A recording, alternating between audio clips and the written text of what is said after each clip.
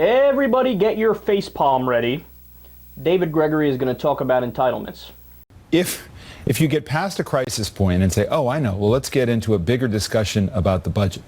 You were on the Simpson-Bowles, that commission. You were on the super committee. Both of those went nowhere. Wasn't so super. Wasn't so super, right. So we still have a problem, which is the Democrats want more revenue. Republicans want to deal with the, the entitlements, which are, really cannibalizing the budget. So entitlement programs, AKA earned benefit programs, that's what they really are, because we pay into them, so we're just getting back what we're owed. There's nothing entitled about it. It's not like you're a moocher or a parasite. You paid into it, right?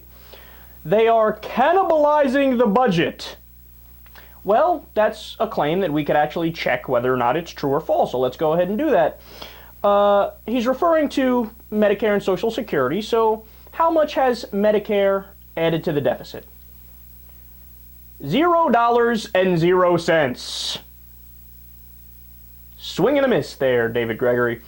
But okay, maybe, he lumped in, but maybe he was referring specifically to Social Security. So how much has Social Security added to the deficit? $0.00. Yet again, I believe we call that factually incorrect in the business, Mr. Gregory, where you say something and it turns out it's not true at all. Wrong is a way of describing that. But look, why don't we take a look at the actual numbers, because that'll paint a better picture as to what's actually going on. So when it comes to Medicare, it is fully funded until the year 2024. After that, it's going to pay out 87% of its costs. So realize something. Whenever these politicians talk about, oh my God, these programs are going bankrupt and it's so terrible, does that look like it's going bankrupt to you? And when in the world has a politician cared about a problem 11 years into the future? They don't, right? They never do. In fact, we have a government shutdown right now and a debt ceiling crisis where we might default on our debt. This is all happening right now, and they don't even care about that.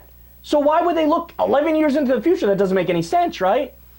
And the reason for that is it's not about an actual problem that they're trying to fix. They are trying to rob you. Medicare and Social Security are the last nest eggs of the American people, right? The remainder of the New Deal era. And what do the politicians want to do? Both Republican and Democratic, they want to take all that money and give it to their buddies on Wall Street, give it to their buddies in big business. So when you go to Social Security, it is currently projected to be fully solvent until the year 2037. After that, it's expected to be able to pay out 75% of its benefits. So yet again, it's solvent for even longer than Medicare is.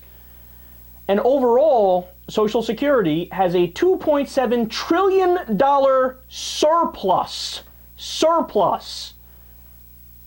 That really flies in the face of everything the media has been telling you, right? And everything the politicians have been, oh, it's going bankrupt, it's going bankrupt, it's going bankrupt. Really? I can't name a single program that has any more money than Social Security. It's the most solvent government program I've ever seen. And by the way, by law, it's not allowed to add to the deficit. It's never added a penny to the deficit because Social Security has its own trust fund. It's not part of the general deficit. But these are things that they never tell you in the mainstream media, and the politicians never tell you these things. These are facts. This is the actual information. So where's the real cannibalizing of the budget going on? Defense spending. In fact, over 19% of the entire federal budget is defense, and over 50% of discretionary spending is defense spending. In fact, 57% in total of spending is defense spending, of discretionary spending. Isn't that amazing? 57% of discretionary spending. But no, because grandma gets health care and gets a couple extra bucks per month so she doesn't starve, that's cannibalizing the budget. Not the wars in Iraq and Afghanistan and all those tanks that we build for no reason and sit in the middle of Nevada. That's not cannibalizing the budget. Grandma's cannibalizing the budget.